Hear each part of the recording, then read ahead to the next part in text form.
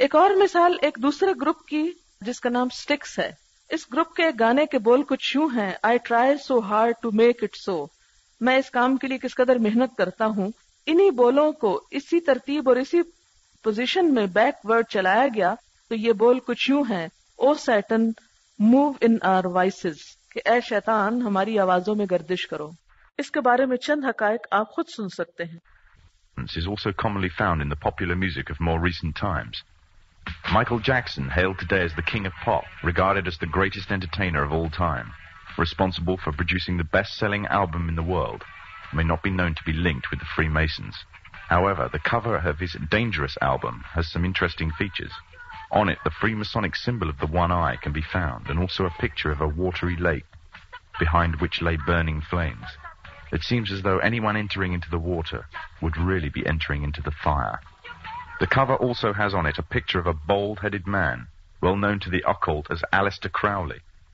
Aleister Crowley himself was a Freemason who became a Satanist and wrote the book The New Law of Man, which stated in it that it would one day replace the Quran as the law of man. Links between Freemasonry and the occult do not end there. The products of the Masonically controlled music industry are riddled with subliminal satanic messages. Backtracking is the means of placing recorded messages into soundtracks in such a way that they only become intelligible when the track is replayed backwards. When it's played forwards, however, the listener would be totally unaware that a message is being played. Although the listener may be unaware, the subconscious mind can pick up and understand the messages, and in the long term these can be stored in the subconscious mind and may actually affect a person's behavior or judgment. In many ways, backtracking is like a form of hypnotism or brainwashing and has the power to be very destructive. The first example of backtracking is from the famous female artist Madonna. It features on one of her most famous albums and is taken from the song Like a Prayer. Played forwards, the song sounds like this.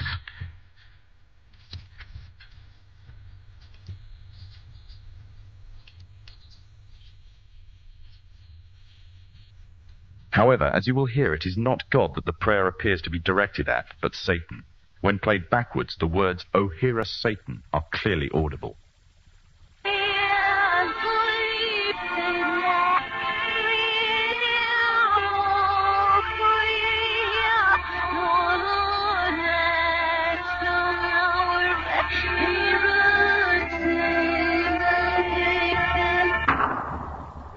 The Freemasonic one eye has also been featured on the video for one of Madonna's songs, where Madonna actually appears with the one eye coming out from her forehead. Madonna also appears on a video for one of her songs, where she is standing on some writing. Closer examination will reveal that this writing is actually Arabic, the language of the Quran. Another example of backtracking is taken from the group The Eagles, and the song is called Hotel California.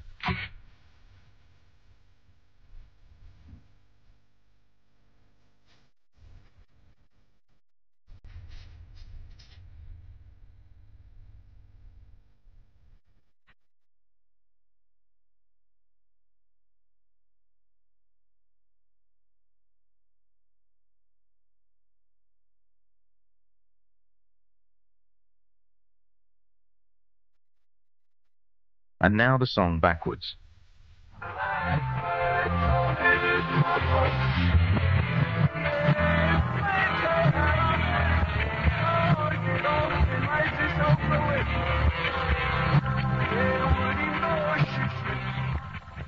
The words "Yeah, Satan" can be clearly heard when the song is played backwards. As well as containing this message, the song itself is a story in its own right.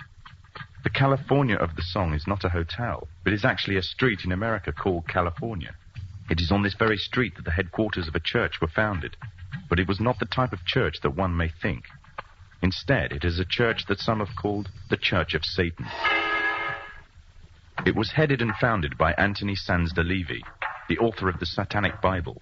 It appears that the teachings of this church may have become the integral belief of many famous personalities in the entertainment industry, from rock groups to more mainstream artists. Some have gone as far as promoting the church and its beliefs. One alleged member of the church is the lead singer of the Rolling Stones, Mick Jagger, who wrote the song Sympathy for the Devil. It seems that what originally started as a Christian organization later turned into a heretic religion even for the Christians, and now has satanic elements mixed in.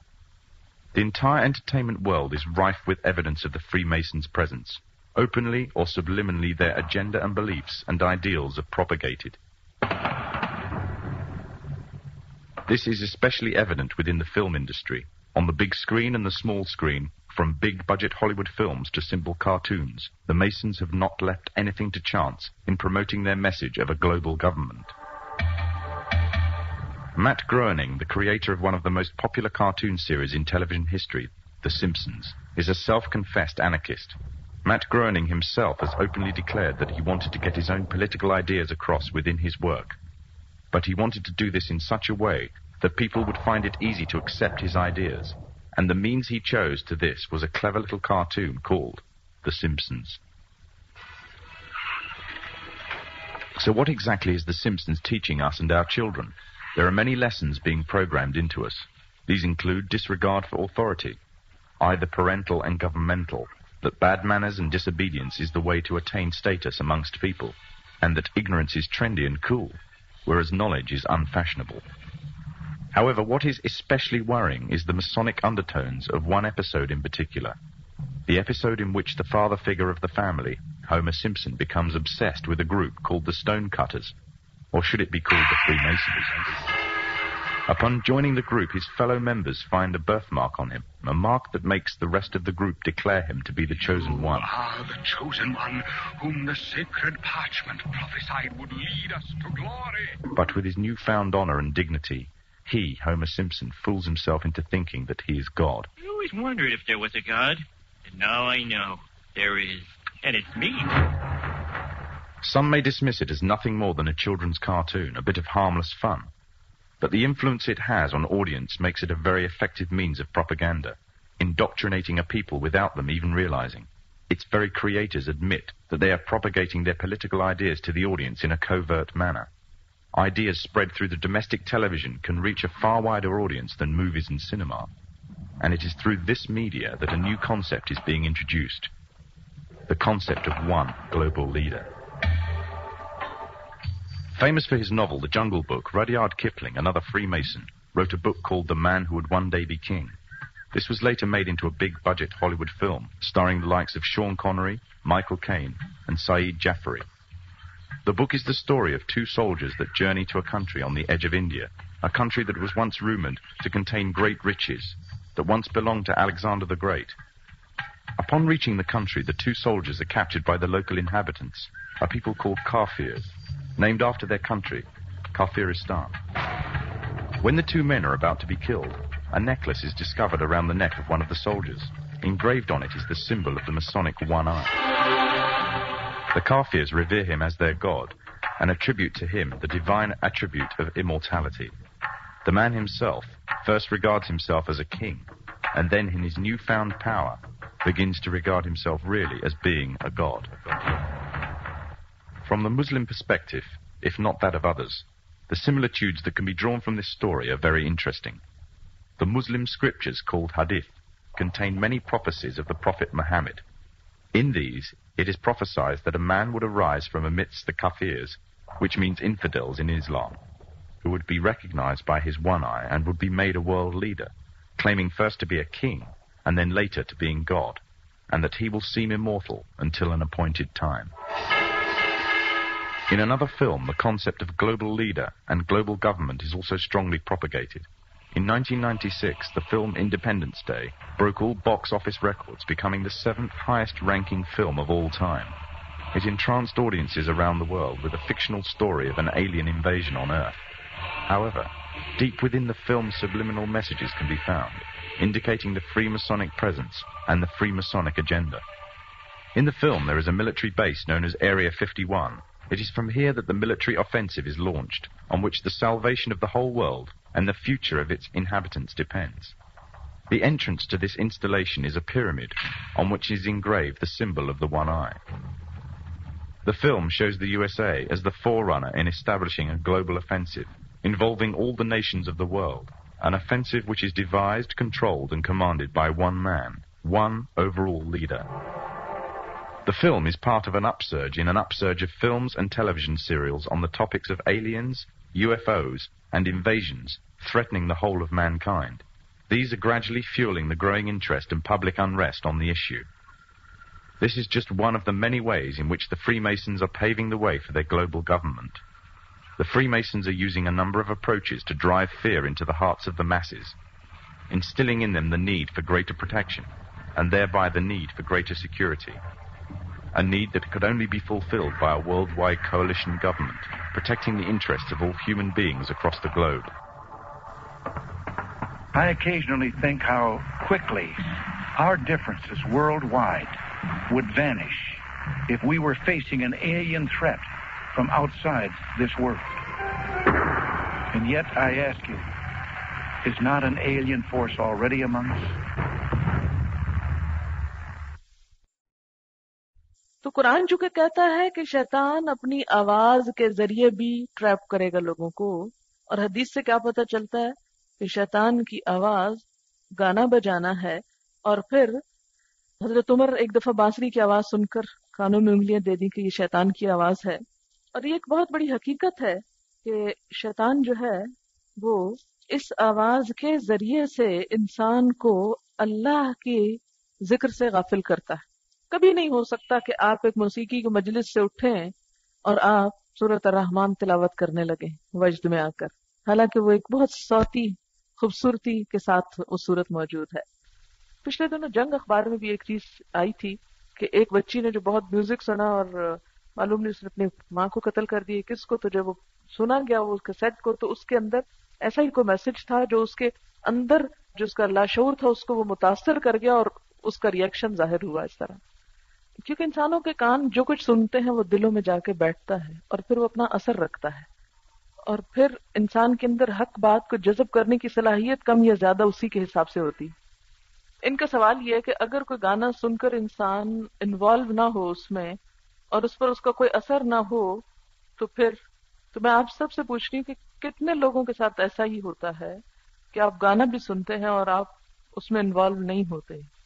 یہ بچی کہہ رہی ہے کہ میرے بھائی نے لگائے ہوتے ہیں تو مجھے انٹرسٹ نہیں ہوتا اور میں بیزار بھی ہو رہی ہوتی لیکن کانوں میں پڑ رہے ہوتے ہیں، تو جب میں صبح اٹھتی ہوں تو سب سے پہلے میرے منہ پہ آپ نے دیکھا کہ صبح ایک ایسے ہی منہ سے کوئی مصرع نکل جاتا ہے، پھر سارا دن ہر تھوڑی دیر کے بعد آپ گنگنا رہے ہوتے. وہ کیا گنگنا رہے ہوتے؟ تو ایک چیز سے ہو سکتا ہے ہم اس وقت انوالو نہ ہو رہے ہوں اس میں، لیکن وہ چیز ہمارے اوپر کسی نہ کسی طرح سے اثر ضرور ڈال رہی ہوتی. شیطان نے حضرت آدم علیہ السلام کو کہا تھا کہ تم اس کو کھا لو تو ہمیشہ رہو گے، فرشتے بن جاؤ. کچھ بھی نہیں ہوتا. تو انسان جب بھی کوئی غلط کام کرنے لگتا ہے تو سوچتا نہیں مجھے نہیں کچھ ہوتا. کیسے ہو سکتا ہے کہ آپ ایک گندگی میں ہاتھ ڈالیں اور پھر آپ کو گندگی لگے نہ؟ ہاں یہ الگ بات ہے کہ آپ نے گلوز پہنے ہوئے ہیں اور ان کو لگ جائے اور آپ کو نہ لگے، لیکن کوئی بھی غلط چیز جو ہے وہ اپنے غلط اثرات ضرور رکھتی ہے. جی آپ کچھ کہنا ہے؟ انہوں نے اپنے بیان میں یہ بھی کوٹ کیا تھا کہ جو تمام پاپ سنگرز ہیں، مائیکل جیکسن، مڈونا، یہ جتنے پاپ گروپ ہیں انگلینڈ کے، تقریباً سارے جو شیطان ورشپرز ہیں. اور وہ اپنے ہاتھوں پہ انہوں نے اکثر لکھا ہوتا ہے نٹس، جس کا الٹ کرو تو اس کا شیطان اس کا لفظ ہوتا ہے. اور انہوں نے یہ بتایا تھا کہ امریکہ میں ایک دفعہ مائیکل جیکسن اپنی ایک کانسرٹ کر رہا تھا، تو اس گانے کا اتنا برا بیک ٹریک تھا کہ اس کی وجہ سے وہ بلڈنگ ہلنے لگ پڑی تھی، جس کی وجہ سے وہاں پر اسے روکا گیا تھا کہ بس that's enough اور نہیں. اس کی بھی ایک انرجی ہوتی ہے اور اس کی ایک تھرتھراہٹ ہوتی ہے. اسی لیے آپ دیکھیں کہ کسی بھی پل کے اوپر سے کسی بھی فوج کو مارچ پاسٹ کرتے ہوئے نہیں گزرنے دیا جاتا، کیونکہ وہ قدموں کی جو آواز ہوتی ہے اور ایک ردمک آواز ہوتی ہے اس سے برج ٹوٹ سکتا ہے. تو اگر ایک پل ٹوٹ سکتا ہے تو دل کیوں نہیں ہل سکتے؟ کہتے ہیں کہ بعض راگ ایسے ہوتے ہیں کہ اس سے شیشے میں کریک آ جاتے ہیں. مہدی حسن نے گلاس توڑا تھا، گلاس ٹوٹ سکتا ہے تو آپ کے دل کیسے محفوظ رہ سکتا ہے؟ یہ اصل میں سب بات اس ریفرنس سے ہو رہی ہے کہ گانا سن کے انسان انوالو نہ ہو تو سن لے. اچھا پائپر کی کہانی سنی ہوئی آپ نے؟ انگلش لوک کہانی ہے اور اس کے بارے میں کسی نے لکھا تھا کہ سچی کہانی بھی ہے. ہوا یہ تھا کہ کسی شہر میں چوہے آ گئے تو کسی طرح جاتے نہیں تھے، تو ایک پائپ بجانے والا تھا تو اس نے کہا کہ میں ان کو ختم کر دوں گا، آپ اس پہ مجھے معاوضہ طے کریں. انہوں نے معاوضہ طے کیا. اس نے اس طرح کیا کہ ایک راگ بجایا، سب جگہوں سے چوہے نکل کے آ گئے. اب وہ بجاتا گیا اور چوہوں کو پیچھے لے جاتا گیا، اور لے جاتے اس نے جا کے ایک دریا یا کسی ندی میں ان سب چوہوں کو ڈبو دیا. اب ہوا یہ کہ جب وہ واپس آیا کہ میں نے تو میری گرو خلاصی کرائی چوہوں سے، تو مجھے وہ کچھ دو. تو اب انہوں نے انکار کر دیا. تو اس نے کافی ان کو سمجھایا لیکن انہوں نے مانا. اس نے کہا اچھا پھر میں تمہارے ساتھ نبٹ لوں گا.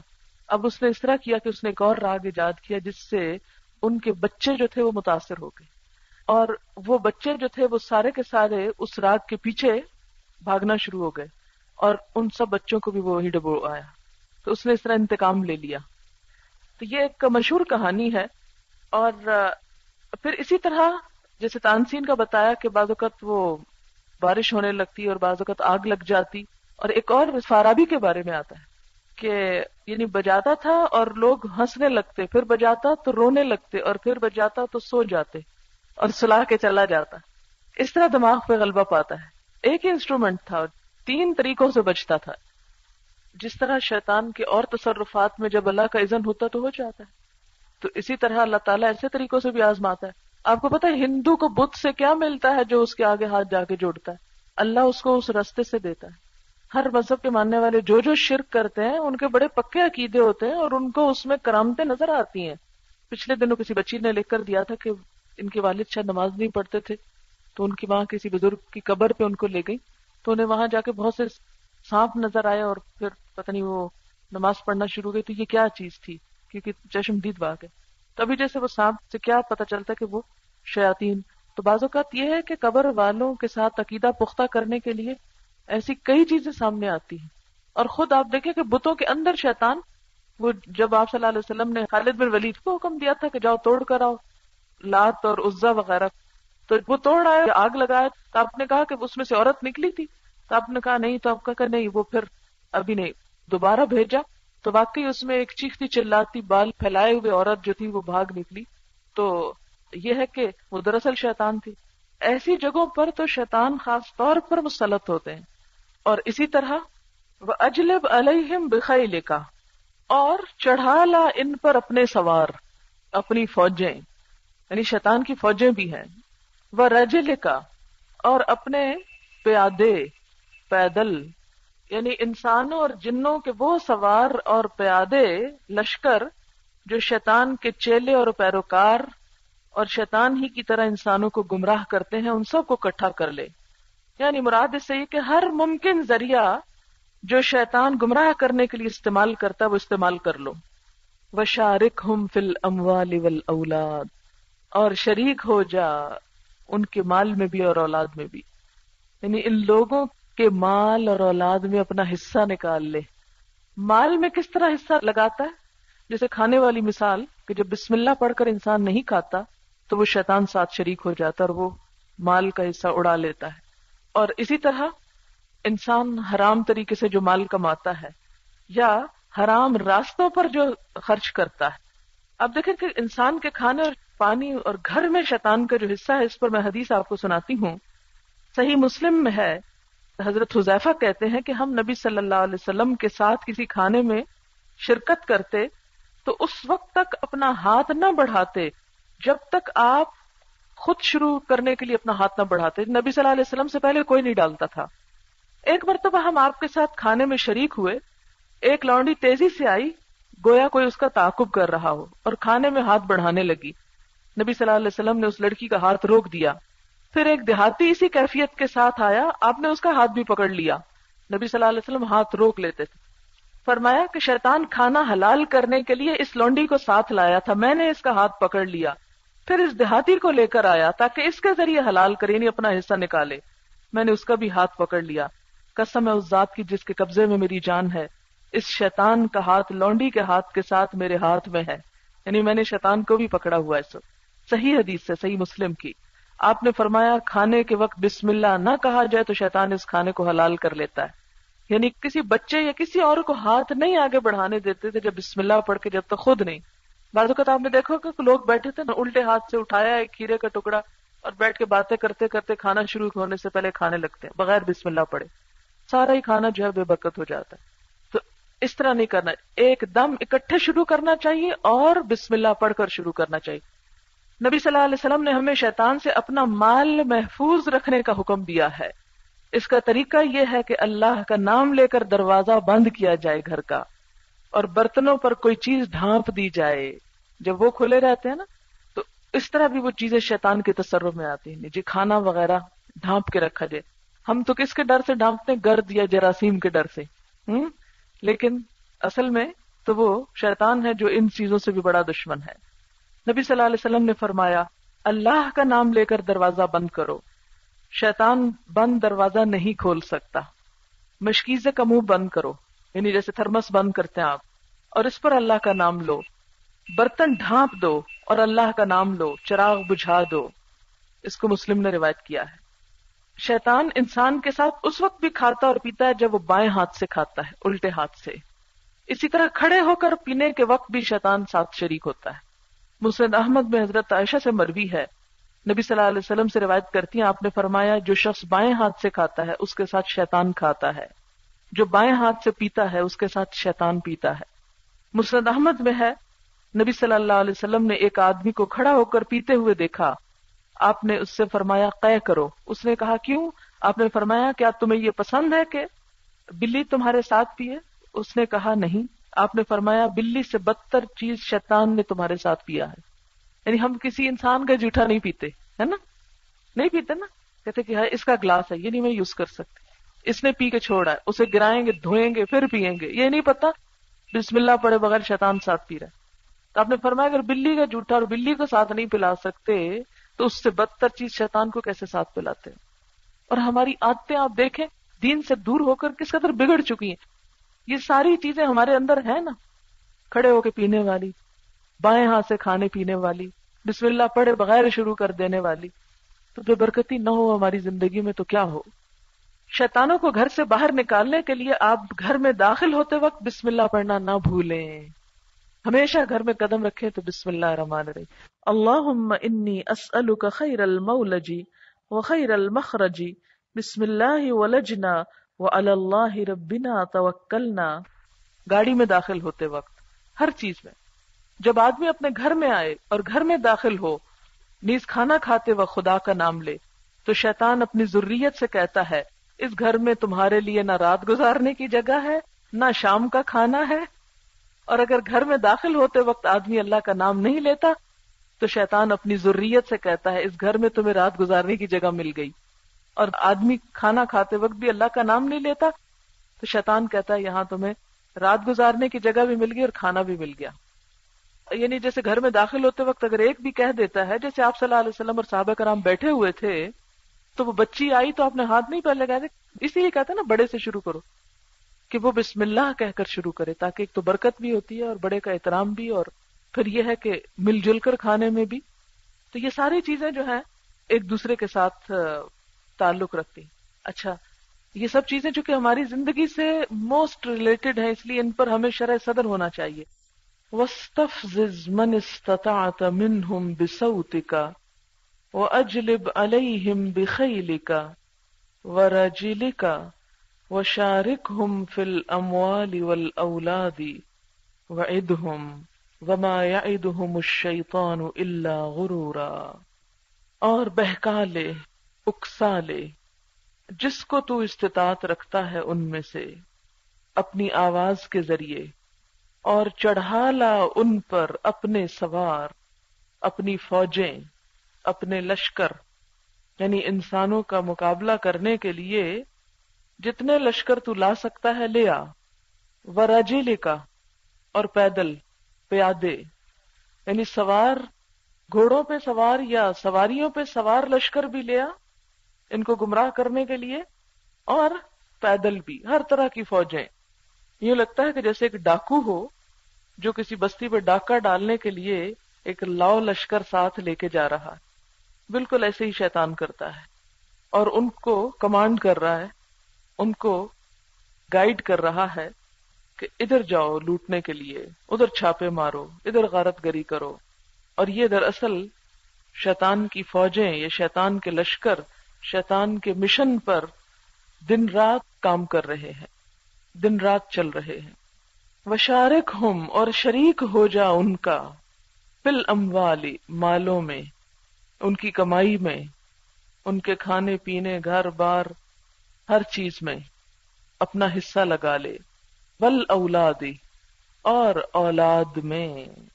اولاد میں بھی شریک ہو جا ان کا. اولاد میں کس طرح؟ جیسا کہ آپ جانتے ہیں کہ نبی صلی اللہ علیہ وسلم نے ایک شوہر اور بیوی کے تعلق جس کے نتیجے میں اولاد پیدا ہوتی ہے اس موقع پر بھی دعا سکھائی. اور اگر کوئی شخص یہ دعا پڑھتا ہے تو اس کی اولاد شیطان کے شر سے محفوظ رہتی ہے، اور اگر وہ نہیں پڑھتا تو زندگی کی بالکل ماں کے پیٹ میں ابتدا سے ہی شیطان شریک ہو جاتا ہے. یعنی ایک چیز کے ایگزسٹنس میں آنے کے ساتھ ہی شریک ہو گیا. اور پھر اور کس طرح شریک ہو جاتا ہے؟ قتل اولاد کے ذریعے.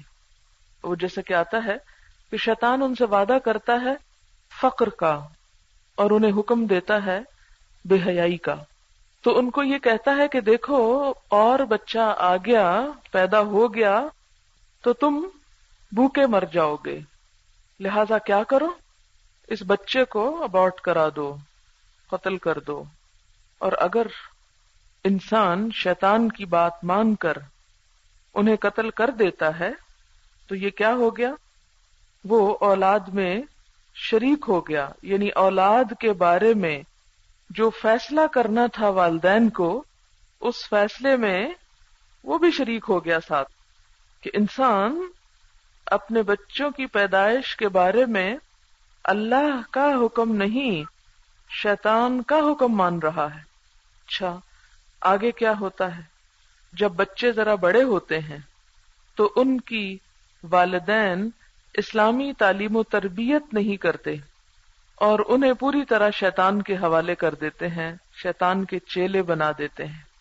بچوں کو کلمہ لا الہ الا اللہ پڑھنا سکھانے کی بجائے خوشی خوشی ایسے بے معنی اور لغو قسم کے لغو جس کو کوئی معنی مقصد ہی نہ ہو، ایسی چیزیں سکھاتے ہیں زبان پہ سب سے پہلے کہ جس میں ان کے معصوم ذہنوں پر اللہ، رسول، دین، آخرت یہ سب چیزیں اجنبی ہو جائیں، اور اس سے پہلے ہی دوسری چیزیں اس پر اپنا گھیرا ڈال لیں.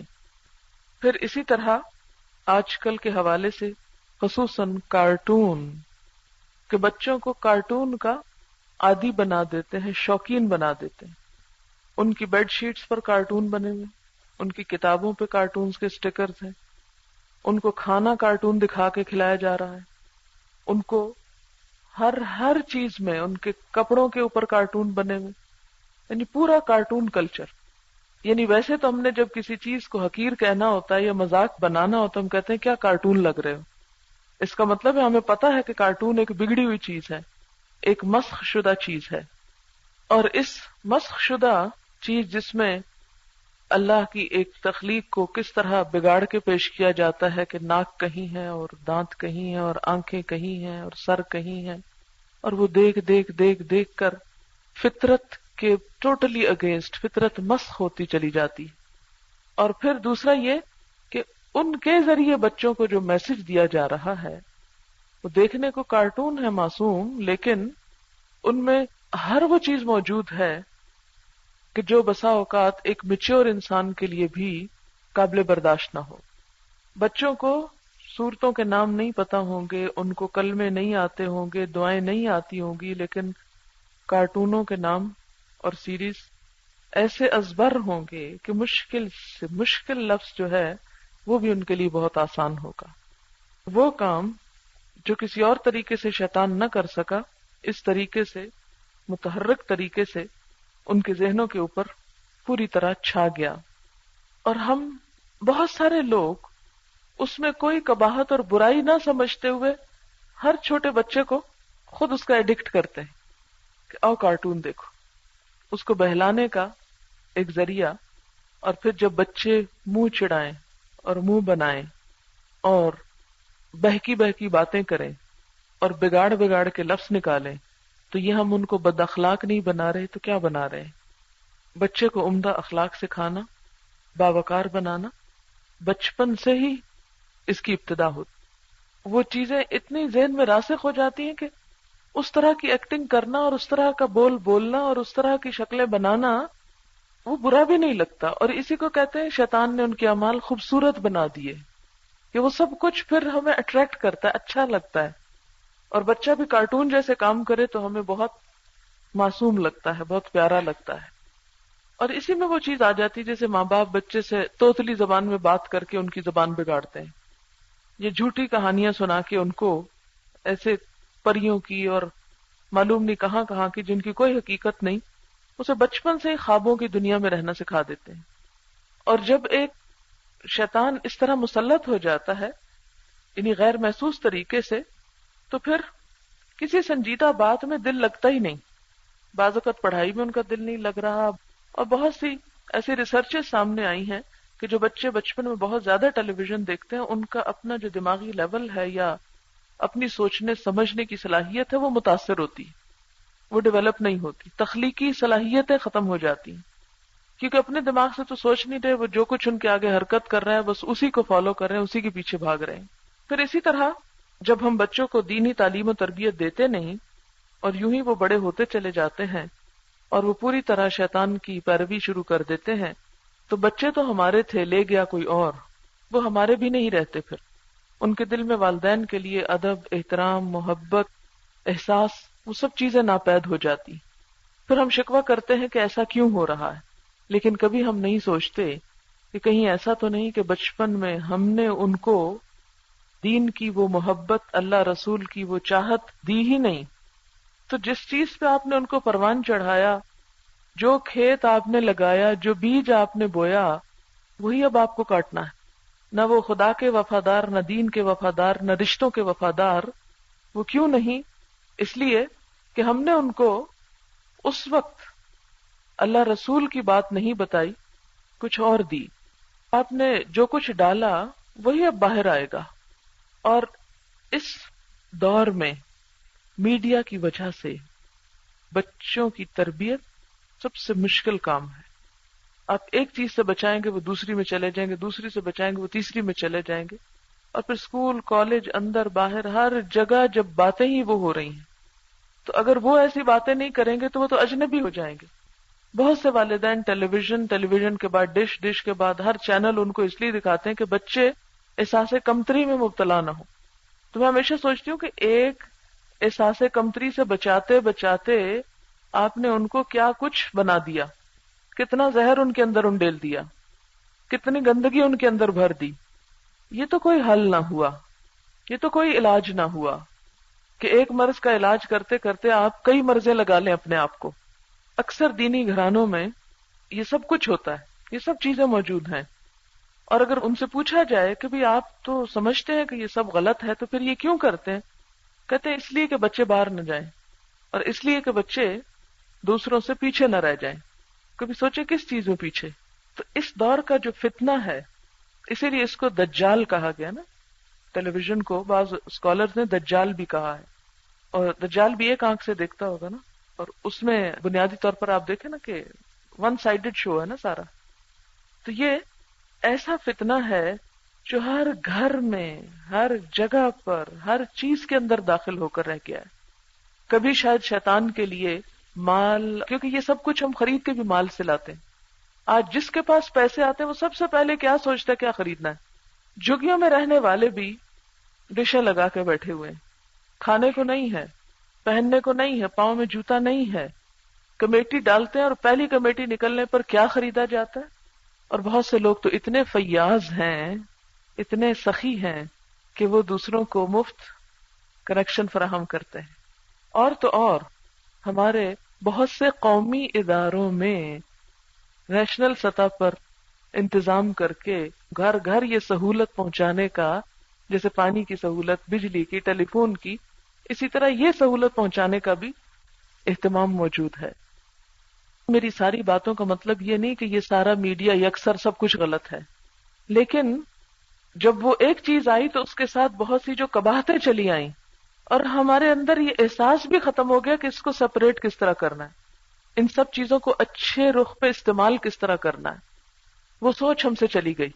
ایک برائی شروع میں تھوڑی سی برائی لگی، کھٹکی، پھر اس کے بعد اس کا احساس بھی ختم ہو گیا. ہماری مشکل یہ ہوئی. حالانکہ اسی ذریعے سے اور پھر ہم بہانہ کرتے کہ لوگوں کی ڈیمانڈ یہی ہے. لوگوں کی ڈیمانڈ یہ بنی کیسے؟ انسان کا نفس تو ایک برائی کے بعد اگلا قدم اٹھائے گا، پیچھے تو نہیں جائے گا. دوسری طرف تو ہم دین کی کوئی سمجھ ان کو دے نہیں رہے، ان کو اپنے نفس پہ ضبط کرنے کا کوئی طریقہ بتا نہیں رہے، صرف یک طرفہ ہی سب کچھ دکھا رہے ہیں. پھر کہتے ہیں آپ کے جی لوگ چاہتے یہی ہیں، اب ان کی ضرورت پوری کرنی ہے. چلے ان کی تو ضرورت پوری کریں، مگر اپنے لیے اللہ کے ہاں جواب ضرور سوچ لیں کہ اتنے سارے لوگوں کو جب خدا سے دور کیا تو اس کا جواب کیا دینا ہوگا. دنیا کو راضی کرتے کرتے، لوگوں کی ڈیمانڈ پوری کرتے کرتے اپنی ڈیمانڈ کو مت بھولیں. جی آپ کچھ کہہ رہی ہیں؟ CNN پہ انہوں نے رپورٹ دکھائی تھی کہ امریکہ اور بہت سی ویسٹرن کنٹریز میں بچے اس لیے بہت بگڑ رہے ہیں، بہت وائلنٹ ہو رہے ہیں اور کرائمز کر رہے ہیں کیونکہ کارٹونز انہیں وائلنس سکھاتے ہیں. اور اس میں اسپیشلی نینجا ٹرٹلز کا ذکر تھا. اور ہم انہیں کارٹون سمجھتے ہیں لیکن ان میں یہ ہے کہ گنز اور اس طرح کی وائلنس بہت سکھائی جاتی ہے. تو وہاں ایسے بہت سے انسیڈنٹ ہوئے جب ایک بچے نے بہن بھائی کو مار دیا، اپنے پیرنٹس کو شوٹ کیا، اس طرح کے بہت سے انسیڈنٹس وہاں ہوئے ہیں. اور ہم لوگ یہاں وہ امپورٹ کر کے کارٹونز دکھائی جا رہے ہیں. اور بہت سے پیرنٹس کا انہوں نے یہ وجہ بتائی کہ انہوں نے خود کبھی وہ کارٹون نہیں دیکھے، بچوں کو ڈائریکٹ بٹھا دیتے ہیں تاکہ ان سے جان چھوٹ جائے پیرنٹس کی اور ٹائم نہ دینا پڑے. ہاں، یہ جو ایڈکشن کی بات ہو رہی ہے تو یہ بتا رہی ہے کہ ان کی دوست کی بچی ہے 3-4 سال کی، تو اس کو ایک خاص کارٹونز پسند ہے اور وہ صبح اٹھتے ہی شور کرتی ہے اور کم از کم 2 دفعہ وہ کارٹون دیکھتی ہے. پھر وہ یعنی اس کی صبح شروع ہوتی ہے، دوپہر کو جب گھر آتے ہیں تو پھر وہ کم از کم 2 دفعہ، اور پھر رات کو. یعنی اتنی ایڈکشن ہو گئی ہے کہ 6-7 دفعہ جب تک وہ دیکھ نہ لے دن میں تو وہ بچی کسی اور چیز سے بہلتی نہیں، کھانا نہیں اس کے بغیر کھاتی، سونے کا نام نہیں لیتی. تو اب آپ خود سوچیں کہ جب ہم نے بچوں کو یہ نشہ دے دیا، شیطان کے حوالے کر دیا، پھر اور کیا کریں گے. امریکہ میں ایک ریسرچ کمپنی نے ریسرچ کرنے کے لیے 3 فیملیز کو سلیکٹ کیا اور ان کو یہ کہا کہ انہیں وہ $10,000 دیں گے اگر وہ 1 مہینے کے لیے ٹیلی ویژن نہ دیکھیں. تو اس میں ایک فیملی نے 15 دن کے بعد چھوڑ دیا، ایک نے 25 دن کے بعد اور تیسرے نے 1 ہفتے کے بعد. یعنی ایک نے 1 ہفتے کے بعد توبہ کر لی کہ ہمیں یہ 10,000 کا انعام نہیں چاہیے، ہم ٹیلی ویژن کے بغیر نہیں رہ سکتے. دوسرا 15 دن کے بعد اور تیسرا 25 دن کے بعد. 5 دن رہ گئے تھے، برداشت کر لیتے، جہاں 25 گزر گئے تھے $10,000 مل جاتے. لیکن $10,000 ان کے نزدیک اہم نہیں، لیکن وہ ٹیلی ویژن دیکھنا زیادہ اہم ہے. اور پھر ریسرچ یہ ہوئی کہ جتنے بھی ایسی ڈرگز ہیں یا ایسی چیزیں جو نشہ آور ہیں، ان میں سب سے زیادہ سخت نشہ آور چیز جو ہے وہ ٹیلی ویژن ہے. اور یہ ایک بہت بڑی حقیقت ہے، ہم بھی ان سے کچھ پیچھے نہیں ہیں.